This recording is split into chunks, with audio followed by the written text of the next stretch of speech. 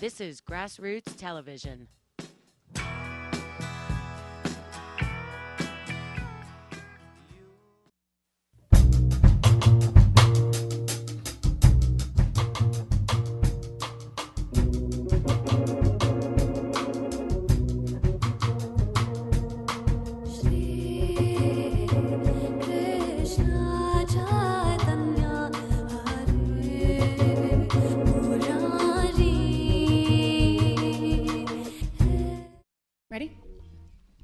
Good evening, ladies and gentlemen. Thank you for being here, and I'd like to welcome those who are listening to this program live on Aspen Public Radio. My name is Lisa Consiglio. I'm the Executive Director of the Aspen Writers Foundation, and it is an honor to be standing here before you on this very special evening. I'd like to thank our Summer Words sponsors, Cheryl and Sam Wiley and Explore Booksellers, the Danny K. and Sylvia Fine K. Foundation, the Bedell World Citizenship Fund, Les Dames d'Aspen, the Urban Foundation, the City of Aspen, the Colorado Council on the Arts, Plum TV, the Aspen Times, Aspen Sojourner, Words, Pictures, Colors, and Aspen Public Radio. A quick reminder that if you would like more information on this year's writing retreat and Passage to India Literary Festival, please log on to aspenwriters.org. Tonight I have the privilege of introducing one of many great minds here with us tonight. Shashi Tharoor has been our advisor, our friend, during the 8 months we have been planning this festival, and we quite simply could not have pulled this off tonight without him. Really, this entire week without him. He is not only a powerful, intelligent, and incredibly well-connected individual, he is also one of the nicest gentlemen I have ever had the honor to meet. Dr. Tharoor is a good friend of tonight's guest of honor, and he will be moderating the Q&A session at the end of the presentation.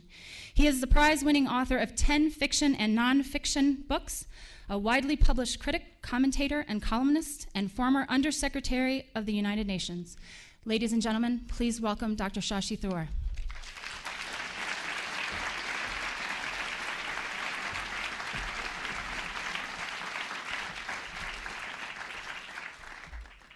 Thank you, Lisa, and great to see you all here this evening. Well, nearly 20 Valentine's Days ago, Iran's Ayatollah Khomeini pronounced a fatwa, an Islamic edict, calling for the death of Salman Rushdie, and made the author sitting here with us today the most famous writer in the world. Yet the extent to which this controversy has dominated our perception of his work is, in my view, an injustice. Mention Rushdie, and some see a stirring symbol of the cause of freedom of expression in the face of intolerant dogma. Others, particularly the Islamic world, find a blasphemous crusader for secularist social subversion. But reducing him to either version of this emblematic figure has only served to obscure his true literary contribution as quite simply one of the best and most important novelists of our time. For Salman Rushdie has brought an astonishing new voice into the world of English language fiction, a voice whose language and concerns stretch the boundaries of the possible in English literature. With Midnight's Children in 1981, he brought a larger world, a teeming, myth-infused, gaudy, exuberant, many-hued and restless world, past the immigration inspectors of English literature. And he has enriched his new homeland with breathtaking, risk-ridden, imaginative prose of rare brilliance and originality. Rushdie's intellectual heritage is what makes him so appropriate as the inaugural speaker of this Passage to India. His heritage is derived from the polyglot tumult of multi-ethnic post-colonial India. His intellectual convictions owe as much to Nehruvian nationalism and the eclecticism of the Sufi mystics as to any source west of the Suez. His style combines a formal English education with the cadences of the Indian oral storytelling tradition, the riches of Latin American magical realism, and the extravagant fabulism of the Arabian Nights. Both in his life and in his writing, Rushdie has stood for intermingling and interchange, displacement and transfiguration, migration and renewal. He recalled and reinvented his roots while thriving in his own uprootedness. In his 10 novels, Salman Rushdie has developed his characteristic concerns with the great issues of our time. Themes of migration, innovation, conversion, separation, and transformation suffuse his work. Exploration and discovery, faith and doubt, pluralism and purity, yearning and desire infuse his fiction. And with all of Rushdie's novels, his story is also about the telling of stories. Above all, it would seem, of Indian stories, for Indian history, society, and contemporary politics are a rich lode that he has profitably mined in all his books. India, in his words, that country without a middle register, that continuum entirely composed of extremes, is always at the intersection of the many strands of Rushdie's intellectual heritage, the womb of his imagination. So, this is going to be a very special evening indeed. To quote him on India, India my terra infirma, India my too muchness, my everything at once, my mother, my father, and my first great truth, India, fount of my imagination, source of my savagery, breaker of my heart. No Indian writer, I think, has written those words with quite that depth of poignancy and emotion and commitment. And Salman Rushdie, therefore, is the inaugural speaker for this Indian week. And yet with Rushdie, India always leads to the world. It's a mini-universe for a writer whose concerns are fundamentally universal.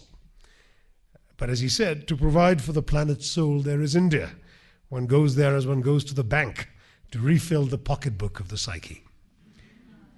As an Indian novelist, I can only repeat what Waugh said of Woodhouse: he is the head of my profession. It is with great pleasure that I give you this evening Salman Rushdie.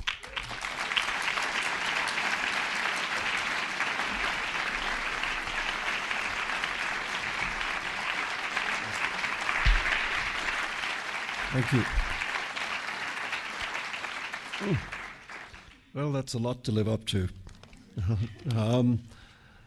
I thought maybe I should begin, since the title of this event harks back to Forster's great novel, by mentioning that I did know E.M. Forster a little bit. When I was an undergraduate at Cambridge, he was, of course, an honorary fellow of King's College, Cambridge, which was my college, and so we were there at the same time. Actually, the funny story about Forster is that when you receive an honorary fellowship at King's, it does not carry with it the right to live in the college. It's just honorary. But according to legend, the day after Forster received his honorary fellowship, he arrived at the Porter's Lodge with his suitcases, and nobody had the heart to turn him away. And he stayed there for the rest of his life. I stumbled into him because in my first week at Cambridge, because I didn't know my way around, and I was trying to look for a tutorial, and I stumbled into his rooms by accident and was then stopped by the extraordinary Indian memorabilia that were everywhere on the walls, and was just looking at them, and this little head stuck itself round the door of another room and said, "Yes!" And I said, "I'm sorry, sir, I think I'm in the wrong room," but I was just struck by all this material. And when he realized that I was from India, he became friendly. And so I didn't know him very well. And actually, for a lot of the time that I was at Cambridge, he wasn't there because he had a terrible accident. He fell down some stairs, and he was away recovering for a year and a half. But then he came back, and we would have tea every so often. I can remember a couple of things about him. One was actually being with him on the day that Evelyn Waugh died. And how upset he was. And he would walk around the college saying, "Ah, Evelyn." And I said, "Well, was he a friend of yours?" He said, "No, I didn't know him very well, really." But he said that was a really great writer in the way that I'm not. And whereas many writers, you would think of that as false modesty, in the case of Forster, it was just modesty. The other thing he told me, which is a very great mystery, which I'll share with you, he told me he sometimes would dream sentences rather than images. And he had trained himself to keep a notebook by his bedside and wake up and write down these dream sentences. And he said, when I looked at them the next morning, they always were they were mystical and mysterious and usually incomprehensible, but they sounded very wise. And he said, so whenever I wanted a sentence like that in one of my books, I would get one of these sentences and put them in. And I said, could you give me an example? And he said, no, I'm not telling you that. He said, but I will tell you that I used most of them in A Passage to India. Now, the strange thing is that when he died, no trace of this dream notebook was ever found. I mean, nobody has ever found it. And there are plenty of Forster scholars who disbelieve that such a thing ever existed. But I'm thinking, why would he lie to me? I'm a 21-year-old boy, that he's having a walk with. It seems absurd that he would make something up and tell me that. So I don't know what happened to the dream notebook, but I believe in it. I mean, as perhaps a dream. Anyway, I just wanted to make that little homage to Forster, particularly as, in many ways, the way in which I learned what I wanted to do as a writer was against Forster. That's to say that something about the Forsterian tradition didn't seem to me to fit what I wanted to do. And I'll just come to that in a minute. But I wanted to start by talk about what the best, since we're going to have a Q&A, I wanted to mention, just to put you all on your mettle, what was the best question I was ever asked by any questioner ever anywhere. And it was just after Midnight's Children was published, and I was in India, in fact. I was in Delhi at the university, and a young woman stood up from the front row, and she said the following. She said, Mr. Rushdie, your novel, Midnight's Children, it's a very long novel. And I said, yeah. She said, never mind, I read it through.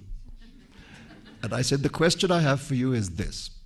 Fundamentally, what's your point?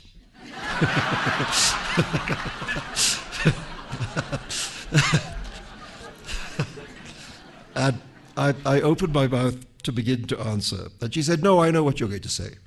I said, oh, yes? She said, yes, you're going to say that this whole book from the beginning to the end is your point. Aren't you going to say that? And I said, well, in fact, I was going to say something like that, yes. And she said, it won't do. So ever since then, I've thought, I have to work out an answer to this question. And I suppose to talk a little bit about what was the point of Midnight's Children. One of the things I thought it was for me then, living in London, was an act of reclamation. I felt worried living in England that maybe that world of Bombay where I'd grown up, where my family had lived so long, was slipping away from me, and I didn't want it to. And so I thought that this book would be, in a way of saying that this is where I come from, and this is what matters to me, and this is, in a kind of artistic sense, this is who I am. And Bombay itself is a city built considerably upon reclaimed land, upon land reclaimed from the sea. And so that act of land reclamation became, in the novel, a kind of metaphor for what I thought I was doing. And I mean, one of the great pleasures of my life was the way in which, when the book came out, it seemed as if the readers in India claimed it, in the way that I hoped that they would, because I think, Booker Prizes or not, if the book had not been welcomed in India in the way that it was, I would have thought there was something wrong with it, probably. So there was that. And I tried to make the book for a long time without knowing how to do it. In fact, one of the reasons it took so long to write, when it was 5.5 years or something, is because I really had to learn how to write it in order to write it. And I tried to write it in the third person, and it just wasn't working. It was kind of inert. And there was a particular day when I thought, maybe I have to let him tell the story, because about the narrator of Midnight's Children, because he doesn't arrive in the story for quite a while, because first we hear about earlier generations. And I thought, maybe readers are going to be impatient, to wait 150 pages for the central character to turn up. But maybe if he's telling the story, then at least his voice will be there, even if he's not physically there. And so I can very vividly remember the day that I sat down and wrote what was essentially what is now the first page of Midnight's Children, which is the moment at which he begins to talk. And it was quite clear to me that a voice was coming out onto the page which was completely other than any voice I'd ever managed to produce before, and far more interesting and more powerful than any voice I'd ever managed to produce. And I also realized that the idea of him not telling the whole story was impossible. Now that he had started to talk, it was clear that it was going to be impossible to shut him up. And as a result, I thought all I can do is just hold on to his coattails and let him run. And I always thought of that day as the day that I really became a writer, because somehow by finding his voice, I feel that I found my own. And it was, it was an extraordinary thing that happened in this 600-page novel about, weird goings-on without any English characters in them, should become the thing that it became. And that's to come back to the Forsterian point. I mean, I admire greatly A Passage to India. I think it was a very courageous book, and at the time that he wrote it, it was not fashionable to be anti-colonialist. And it was, in many ways, a very brave book. But the Forsterian literary values, I felt, did not apply to the India that I knew. I mean, this very cool, quiet writing that he was great at. I thought, if there's a couple of things that India is not, it's cool and quiet. That if you actually had to find adjectives to describe India, you would use the opposites of those. You would say hot, noisy, crowded. And I thought, how do you write a hot, noisy, crowded book? How do you write a book which feels like the country feels like? And to do that, I felt that you would have to abandon these Forsterian virtues.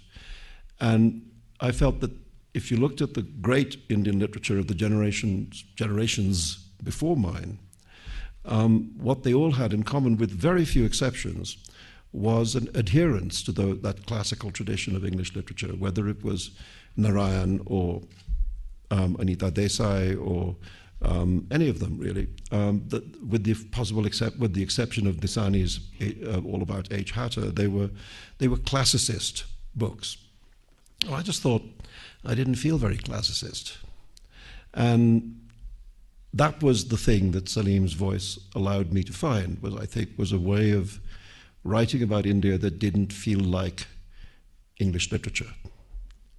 And I mean, I think this is the thing that's happened all over the world. It's attributed in a way to the flexibility of the English language, that it does allow itself to be remade by people who hear different kinds of noises in their heads. And I think that the way in which Caribbean literature, Irish literature, American literature, of course, par excellence, has produced more than one voice.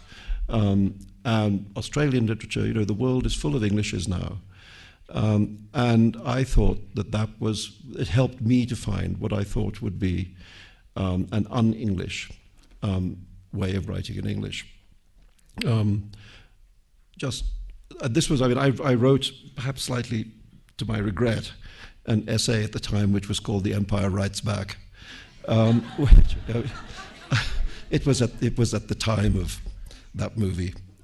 And I mean, I'm a Star Wars fan, but I thought maybe this became a kind of trope in literary criticism and for God knows how long, probably still, actually, and was excessively, I think, in many ways argumentative. But I did want to in a way, suggest that there was a way in which the world of literature in the English language no longer belonged to the English, and that was a good thing. So that was, if you like, the kind of polemical aspect of Midnight Children, but the way in which that writing forged itself was partly, as Shashi was saying, by listening to oral narration, partly by listening just to the way in which people spoke in the street, the kind of mixtures of languages that people routinely used, and how did you find a way of having one language, because you can't write a novel in 5 languages.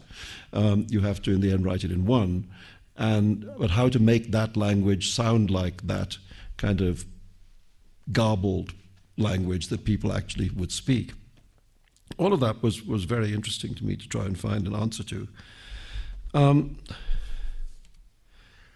maybe, I don't know, maybe easier to write such a book from outside India, a book which had the kind of absurd, fantastic, impossible plan of incorporating the whole of contemporary India. I mean, an idea so ludicrous to anybody who's ever walked down an Indian street. You realize you can't incorporate the street, in your novel, let alone the whole subcontinent. And maybe you had to be living in North London to be able to conceive of doing that. And actually one of the strange things is that after Midnight Children came out, a number of people, including people that I met, claimed to have had the same idea but about different parts of India. I remember meeting a Goan writer who showed me what purported to be a first chapter of a book about a boy born at the moment of midnight in Panjim. And other people, as I went round the country, said, oh yes, we were going to write that about Bengal. Okay? So all you did was get there first. Again, one of my favorite comments as a young man in Bombay came up to me and said, he said, you know, I could have written that book. I know all that stuff. And I took it as a compliment, you know, because I felt what he was saying was that the book had articulated a shared experience.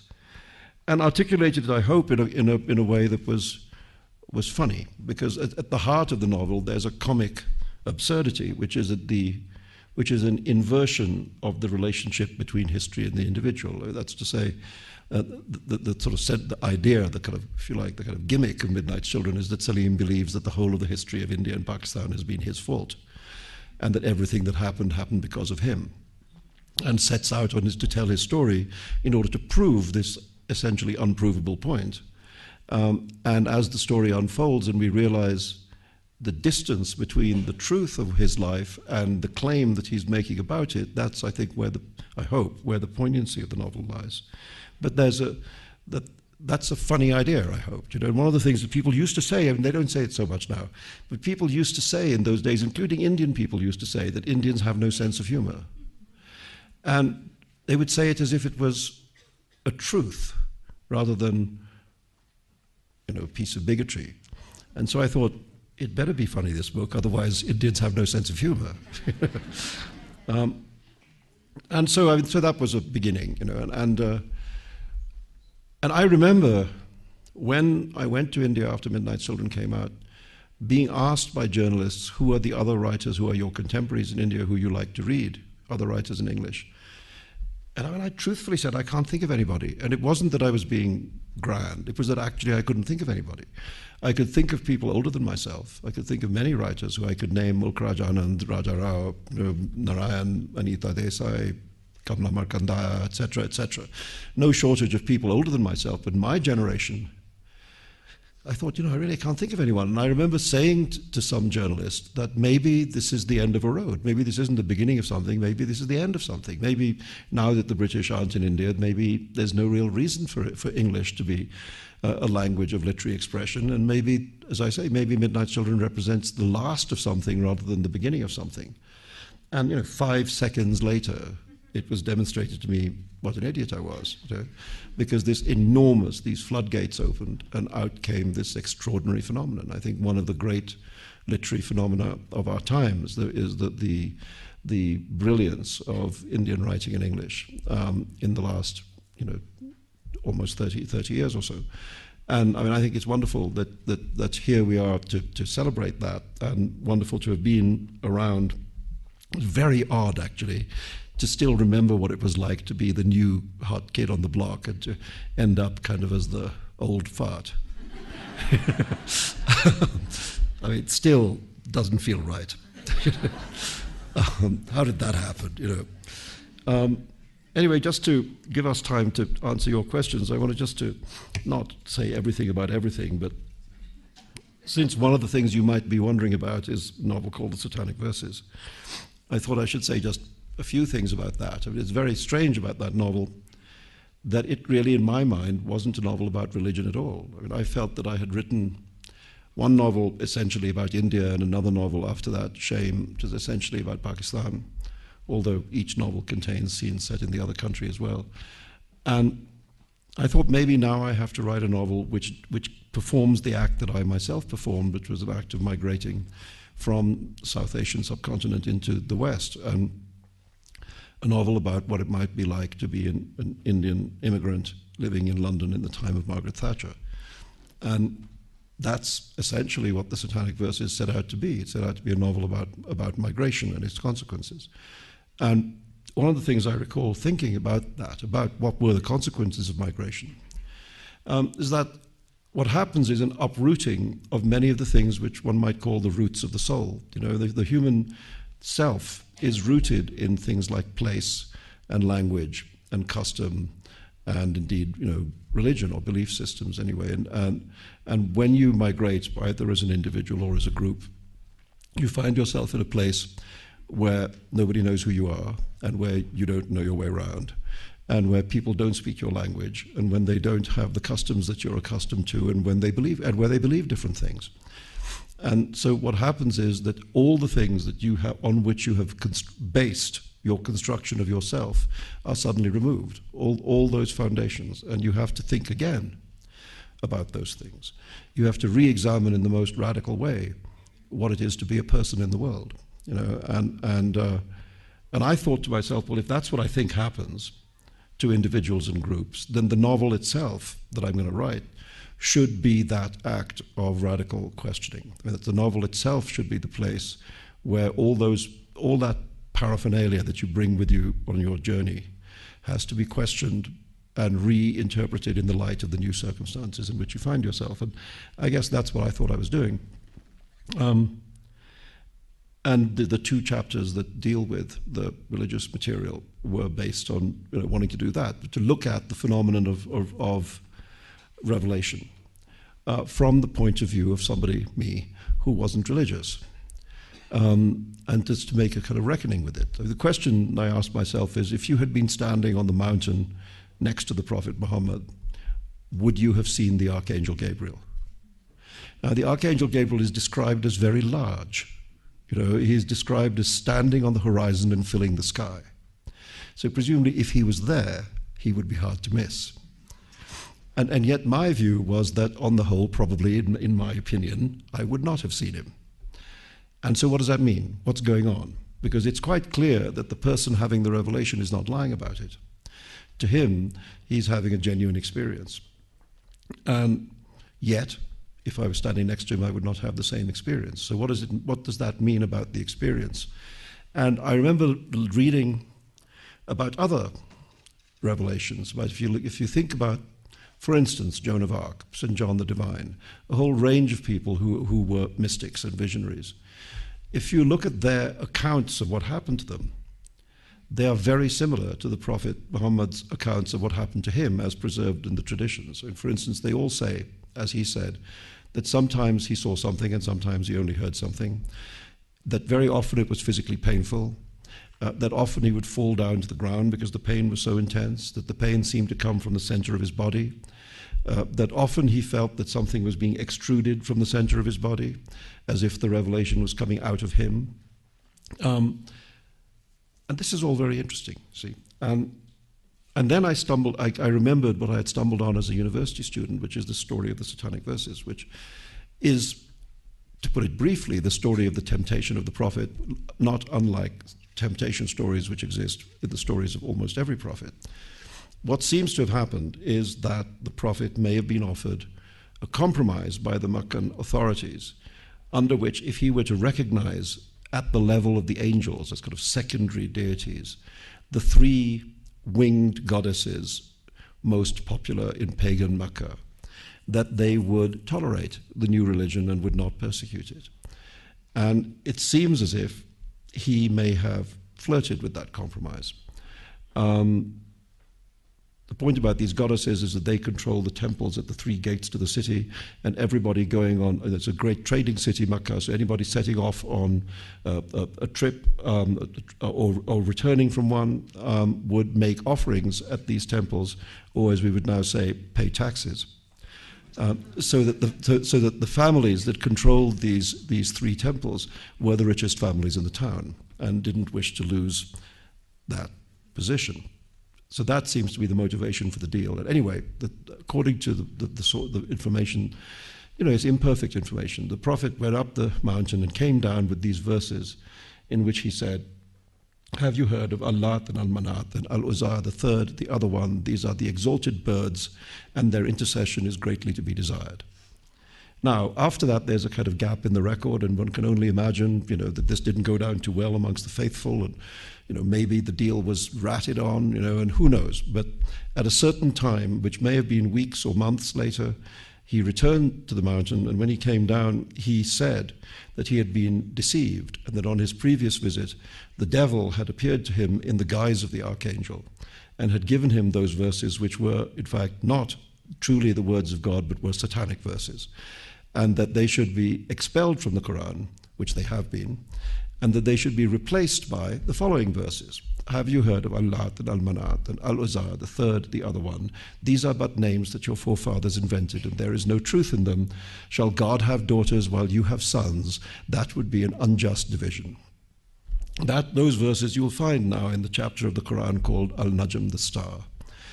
And it seemed to me that it was interesting that one of the reasons given for the non-validity of these winged goddesses was that they were female. Shall God have daughters while you have sons? Obviously absurd. God obviously only has boys. And it struck me that if you want to look at, amongst other things, the way in which Islam has treated women, you may as well look at the source material. And here was the source material. So that was one of the things that led me towards it, and I guess there were people who didn't like it. I'm just going to say something for 5 minutes more about what happened to the Satanic verses, because the point about what happened to it is that had it not been not funny, it would have been funny. And I'll give you some examples of this. Very early on, after what I like to call the moment when the excrement hit the ventilation system, there was a TV interview with one of the leaders in England of the campaign against the book, quite sweet-looking elderly gentleman with a kind of quite well-kempt white beard, who came from Bradford in Yorkshire and ran a corner shop and was obviously an expert on Islam. And he was asked by the journalist whether he'd read the Satanic verses. And he said, no. He said, it is not necessary for me to wade in the gutter to know that it contains filth. And I thought, good point, you know. I mean, about gutters, you know. And then the TV journalist said to him that this is after all not Salman Rushdie's first book, it's actually his fifth book, and he's written short stories and newspaper articles and so on. Have you ever read anything that he has written? And this gentleman, rather sweetly, self-deprecatingly, said to the camera with a gesture like this, he said, books are not my thing. And I thought, there it is, you know, in a nutshell. A battle between people for whom books are not their thing, except obviously one book, and people for whom books are their thing. So that was one thing. Then there's another parallel moment, or mirror moment at the other end of the story, you know, when essentially the excrement had been cleaned off the ventilation system. And I was again in England now, some event where I met this young man, like myself, of Muslim background, who came up to make some kind of fan speech, and his girlfriend stopped him and said, no, you have to confess. So then he confessed that at the height of the trouble, he had been actually one of the organizers of protests in the city of Birmingham in the Midlands in England. And he said, but it's okay, I'm an atheist now. So I said, well, this is progress, I'm happy to hear it, you know. And he said, then you see, now I read your novel and I can't see what the fuss was about. And I said, yes, you know, asshole, but you're the person making the fuss. So you see what I mean? If not funny, would have been funny. And I suppose just to close, I must tell the story of the movie my first starring role in a movie that I never acted in. They made a movie about me in Pakistan called International Guerrillas, International Gorille. And in it there was a bunch of international guerrillas who were the heroes, and their job was to kill me, and I was the villain, and when they killed me, that would be the happy ending. So that was the plot. And the me character, was rather offensively portrayed as wearing a selection of hideous safari suits.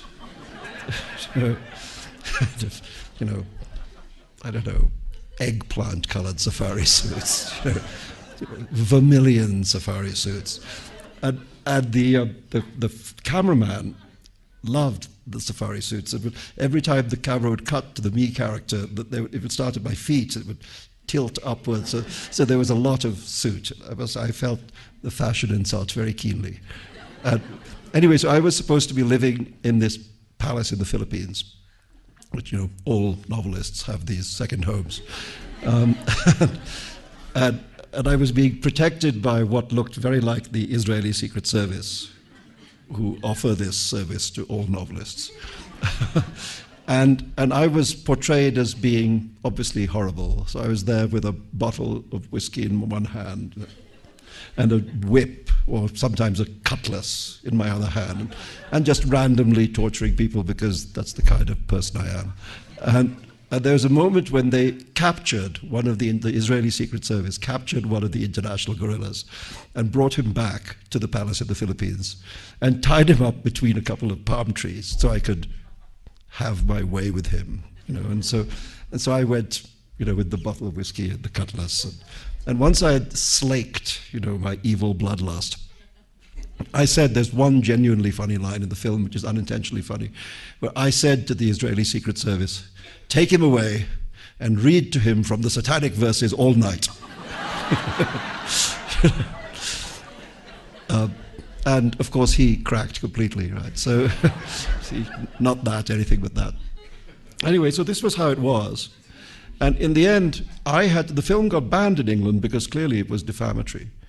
And so I was in this strange position of fighting a free speech battle and being defended by an act of censorship. And so I had to write a letter to the board in England, saying, please don't ban it on my account because I will not take action, I won't sue anybody, etc. So in the end, thanks to me, the film got a certificate.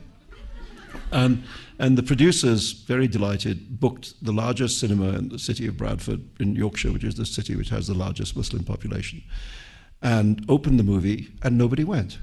You know why? Bad movie. It didn't matter what people thought about me. Nobody wanted to spend their $10 watching a crappy movie. And to me, it was a wonderful demonstration of the free speech position, because if that film had been banned, it would have become the hottest video in town. It would have been multiplied by thousands and would have been watched behind closed curtains in every sitting room in the city, and its power would have been greatly increased. Once, because it was given the certificate, it was sort of like making a vampire come out into the clear light of day. It just shriveled up and died. And so I thought this was a great lesson, really, that, in the end, people can make up their own minds. And it's better to have it out there where people can do that than for it to be under the carpet where it can fester.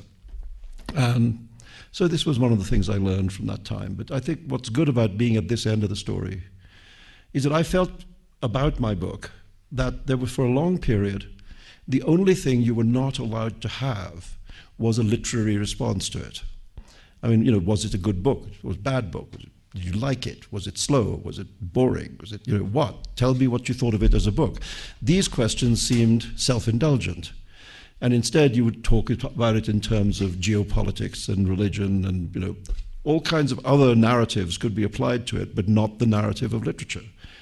And so it was, in a way, denied its right to be a novel. And now, I think, it's almost 20 years since the publication of the book. Finally, it's getting read as a book, and people are having towards it the responses that people have towards books. Some people like it a lot, some people like it a little, some people don't like it much, some people dislike it a lot, and that's all fine. I mean, that's the ordinary life of a novel. And I'm very happy to feel that we managed, and when I say we, I really do mean ordinary people. This wasn't a battle won by politicians. It was won by people working in publishing companies and people working in bookstores and readers who just decided they weren't going to be told what they would be allowed to read by a crazy Ayatollah in Iran. By the way, dead Ayatollah. In the matter of the Satanic verses, one of us is dead. And it's not me. But that battle, the battle for just the right to choose for yourself as readers what you should be allowed to read, is an important battle to win, and I'm kind of proud to have been part of that battle. It wasn't a battle that I chose, but it was the right battle. Thank you.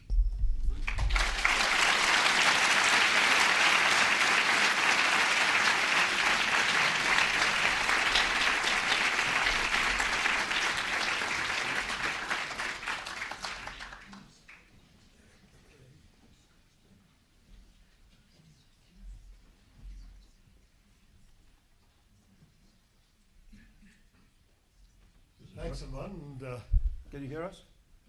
Is it on? Yeah. All right. it is on. All right, great. Well, I think we've had a real treat. But, interestingly enough, one of the questions that's come in on cards from the audience relates to the bit that you were talking about in the second half, or the last portion of your remarks.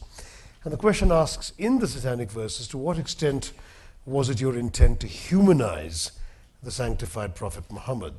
You were famously accused of blasphemy, the questioner asks, but many found the book an impressive rendering of what direct contact between the human and the divine might look like. Yeah, I mean, I think that's very well asked, and that really was something I was trying to do, because one of the things that the Islamic tradition from the Prophet downwards has always said is that the Prophet was not divine. You know, the reason that he called himself the messenger, you know, rather than the Son of God or whatever it might be, is that he wanted people to understand that that's all he was. He was the person bringing the message. But he always felt that there's much in the Islamic tradition which says that the mistake of the Christians was to make their prophet a god, you know, and that was not what Islam should do. But of course, what's happened in Islam is the opposite of that. There's been a deification of the prophet and the erection of a priest class which defends that, although Islam is supposed to have no priest class. You know, the point about Islam is direct communication with God. I mean, you're not supposed to need the mediation of a priest. And yet now there is this gang of priests who have basically hijacked it. So yes, I did think that if the Prophet himself believed himself to be no more than a human being, then that would be the way to write about him. To write about him as a human being. And that means, of course, imperfect. As a person that you might believe would be a person. You know, so yeah, that was a very important part of it.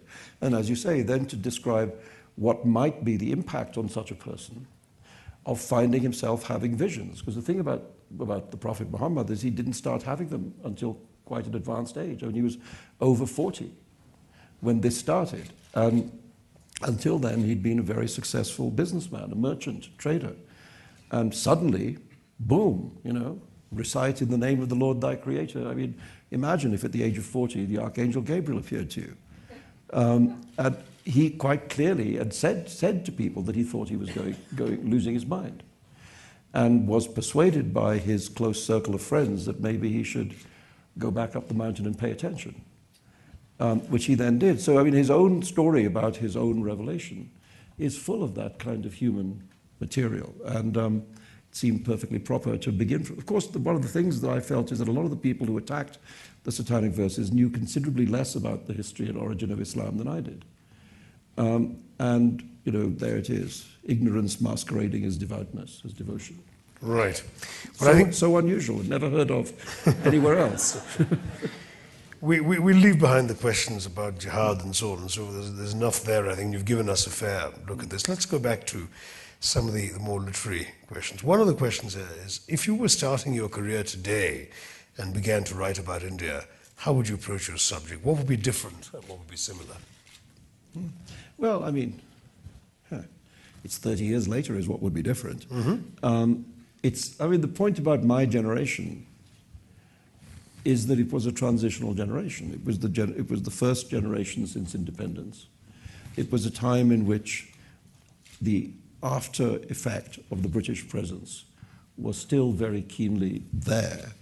And, you know, the old was beginning to go away and the new was beginning to be born. So it's that moment of transition, and that's what I was writing about. This is clearly not that moment. I mean, you know, the effect of the British in India is pretty minimal now. And the city that I wrote about is completely transformed. I mean, it's much bigger and it's rather different in its feeling. So that would be different. And you know, India now has this alleged economic miracle, and I guess that would be something that one would write about. I don't know. I'm glad I'm not starting out now. It's somebody else's problem, you know. I mean, I think, for instance, Suketu Mehta's non-fiction book, Maximum City, is a pretty interesting go at trying to write about that transformed Bombay. You know, I mean, that world, the Bombay underworld and so on that he explores in that book. I think, I mean, that's one thing that's really blossomed in Bombay, organized crime. That's right. You know?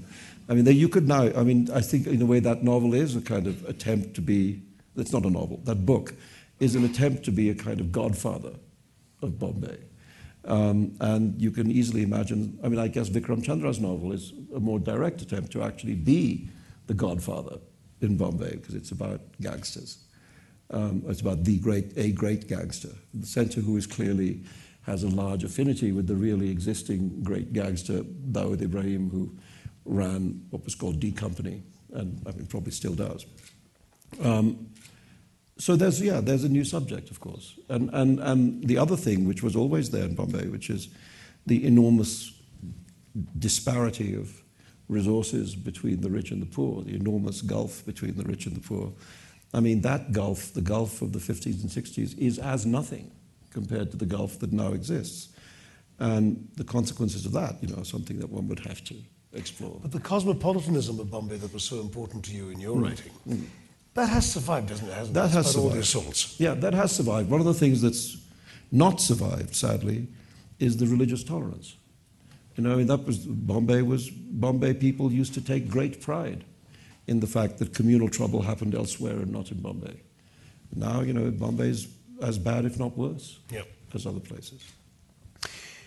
Another question, since you mentioned the Brits, the question asked, tell us about being knighted by the representative of the very country that colonized yours. Were you ambivalent about the knighthood? No, I was not ambivalent about the knighthood. I thought it was just fine.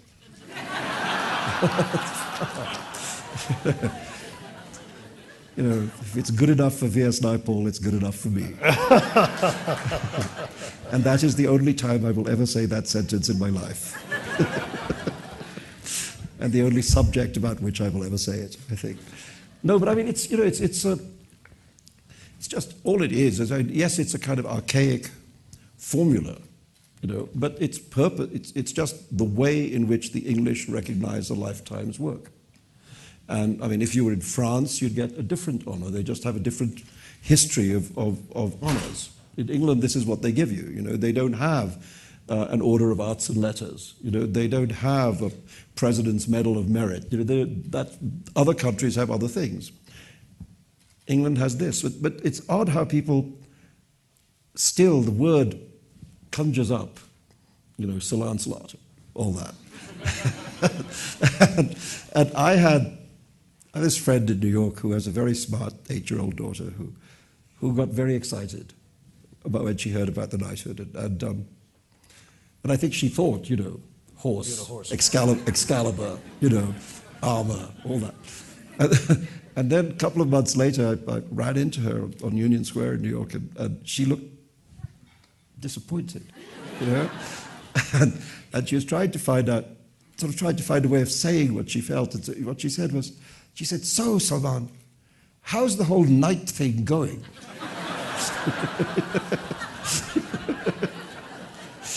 Meaning, where's your horse, dude?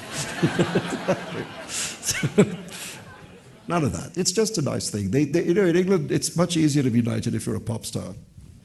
But someone behind the question, I think, is the implicit issue of allegiance. You've had all these curious sort of changes in your life. Well, I've been in England, been a British citizen since I was 17 years old. You don't live there very much anymore. Well, P.G. Wodehouse lived on Long Island for the last 50 years of his life. That's true. Graham Greene lived in Monte Carlo. Anthony Burgess lived in Monte Carlo. Did they stop being English? Hemingway lived in Paris. Did he stop being American? It's absurd to judge this by the writer's home address. Gertrude Stein lived in Paris most of her life. Writers sometimes move house. All right, well, let's move on then. But writer moves house, front page news.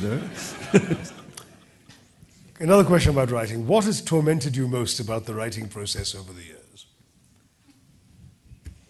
I don't know, it's too difficult. I wish it was easier. I remember you once saying that you never allowed yourself the luxury of writer's block because you didn't feel that other professions could have that. So there's no such thing as carpenter's block. Yes, Why exactly. should writers allow themselves? Exactly. If you're a carpenter and you think, oh my God, I've forgotten how to make a table, people would not feel that you were a very good carpenter. they might look elsewhere for their table. And I thought, just do your damn job, you know. And I think some of it has to do with having had those years of working a bit in advertising. And I think if you work in that kind of writing, you know, where the client's coming in on Friday morning and it's got to be done and it's got to be good and it's got to be saleable, etc. And you can't say, I don't feel inspired today, you know, about this particular candy bar. You know, it isn't, I'm not feeling it. You can't do that.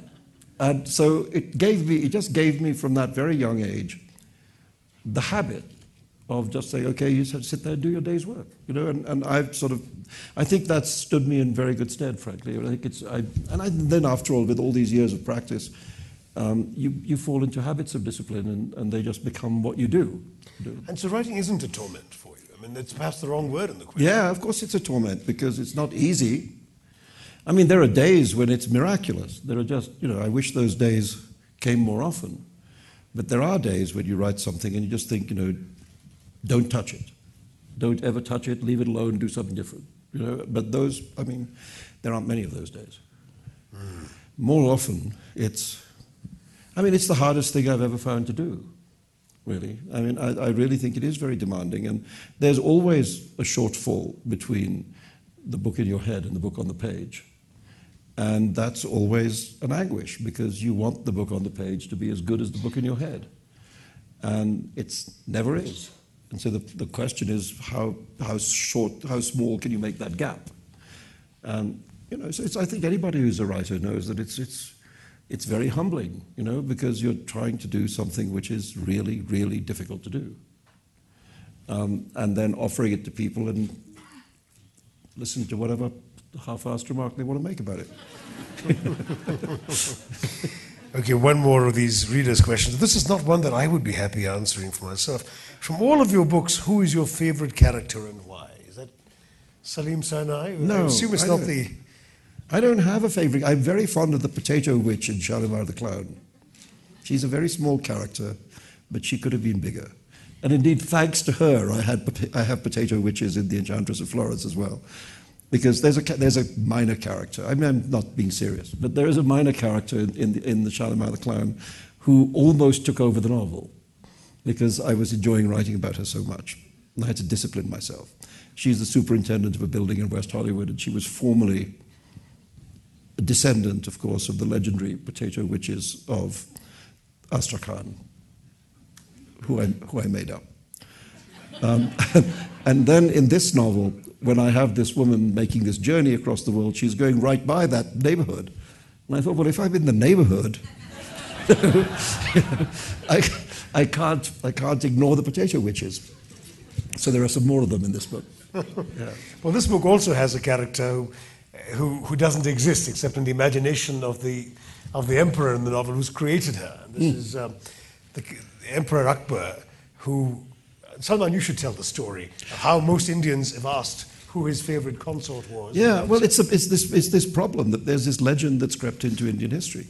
And it's true that, helped by two very successful Bombay movies, this myth of a non-existent queen has crept into the record. I mean, if you ask anybody in India who is the queen of the Emperor Akbar, almost everyone will say Jodhabai. They will tell you about her. She was a Hindu Rajput princess, and he married her, and it was a proof of his tolerance and open-mindedness that he didn't make her convert to Islam, and he would even join her in her Hindu religious observances, and this was, a sign of the kind of country he wanted to bring into being, and so on. And all of this is perfectly nice, except that in the actual historical record, there is no mention of any such person. The period is very well documented. There are long contemporary histories, which have been many volumes long, very, very long ones, which talk about all his queens and where they came from and all their different names and titles and nicknames. There's not a single Jodha anywhere. And so she didn't exist. But everybody thinks she does. And I thought, how odd that is. And then I thought, well, maybe even then she didn't exist, but everyone thought she did. And that gave me the idea of allowing him to have this Pygmalion-like ability to bring to being an ideal woman just by the force of his will. And then she gets away from him, of course. That's right. But he does, in the meantime, manage to make love to her, have conversations with her. And everybody else, people walk into rooms where they can't see her and talk to her. Because they have to, because he's the absolute ruler. And he says she exists, so you better not argue. So she's certainly my favorite non-existent character in a Rushdie novel. Someone going back to your talks, one of the readers, to your talk, one of the listeners was asking, why was Forster a starting off point to have to go against in your writing? Well, just because Passage to India was a gigantic work, standing there in kind of canonical work, and a work by which many Indian writers of an earlier generation were inspired, and felt that they deliberately, consciously felt that they should follow in its footsteps, not so much in subject matter, but in its, if you like, linguistic and formal concepts. And as I say, I admire Passage to India above most books, but I felt that when I read it, it didn't feel to me like the country that I knew. And so I wanted to find another way of writing about India, and just to break away from that tradition. So one of the risks of these Q&As from the audience, of course, is you get a lot of questions on matters that they want to hear your views about, but on which you may not necessarily consider yourself an authority. One is, how does English language-based writing about India differ from Indian language-based literature, novels, stories, plays? Are there more experimental novels about India possible in Indian languages than in English? Well, I mean, of course, it's a great and varied continent of languages, and there's plays and stories in many of those languages that are, we just lost Vijay Tendulkar, and I think it's worth pointing out that there was a really great playwright in the Marathi language. I was always an enormous admirer of Saadat Hasan Manto, whose stories I felt were very inspiring to me in Urdu, and clearly Bengali is the only Indian writer who's ever won the Nobel Prize was a Bengali language writer. V.S. Naipaul being, of course, Trinidadian. But Rabindranath Tagore, there is a problem, I think, of translation, that sometimes these books are not well translated and it's hard to grasp the quality of the original. I suppose one of the advantages that Indian writers in English have is that inside India they can cross language boundaries.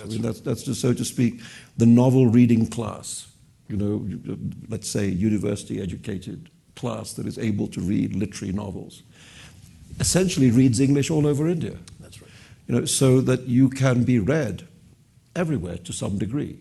Obviously Hindi is a much larger language with much larger number of readers, and the regional languages have their distinguished practitioners, but many of those practitioners don't translate across the language boundaries inside India. And that's a problem. And I think clearly, now there's some evidence that the Sahitya Academy, the Academy is beginning to pay more attention to this subject of internal translation, which is very important. But I think that's a kind of unfair advantage that Indian writing in English has, which is whether you're in the Tamil-speaking world or the Bengali-speaking world or the Hindi belt or wherever you are, you can kind of still read a novel in English. Quite right. Okay, here's something completely different. Why do we have to watch the BBC instead of CNN to really get world news?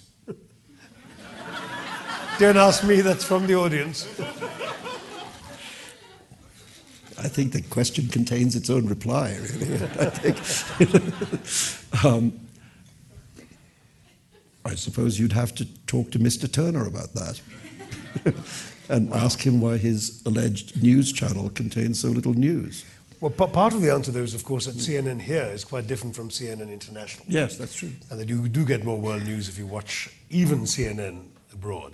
There's even a CNN in India. There's a CNN IBN now. That's right. It's an Indian version of CNN that's better than what you see in Atlanta. I'm afraid so. Salman, we're going to try and wrap this up since I think people have to move on to their next thing. But I do want to ask you the question that, of course, everyone is curious about. What next? Have you already begun working on the next I've begun thinking about it, yeah. Because this time I don't have a choice. I have instructions. When I mean, 1990, when my older son was 11 years old, I wrote a book called Haroun and the Sea of Stories for him. And I now have an 11-year-old son again, who has read it, but is very conscious of the fact that it was written for his brother, and has been saying with increasing urgency, so where's my book? Which seems like a perfectly fair question, you know. And so I asked him if he would allow me to finish, you know, The Enchantress of Florence, because we needed the money. And I said, well, but after that, I said, you know, next business, I'll do something, try and find another one of that kind. A children's novel that adults can also appreciate. Well, I hope so. I mean, but I think, you know, the thing to remember, one of my great guiding lights in these matters is the two Alice books. And the thing about the two Alice books is that they're completely unlike each other. You know, that Through the Looking Glass is not Return to Wonderland. You know, and I think it would be a big mistake to try and go back somewhere that I've been before. Well, the question is how to find another imaginative universe that is interesting to go to. And I think I might, well, I'm not going to say anything. but that's what I've got to do next. I've got to write this story. And I've kind of, since he's already 11, if I'm going to do it, I mean, I've got to write it while he's still a child. You know, so I sort of have to do it now. Great. Well, we know you won't have any writer's block getting there. Thank you all very, very much for being here. Thank you, Salman Rushdie. Thank you.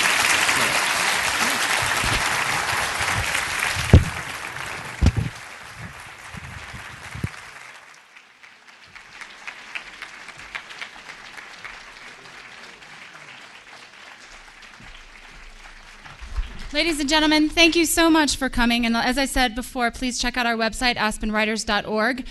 For further information on the festival, I want to thank Sir Rushdie. I want to thank Dr. Tharoor for joining us. This is our 2008 Aspen Prize for Literature winner. Thank you for being here. Thank you all.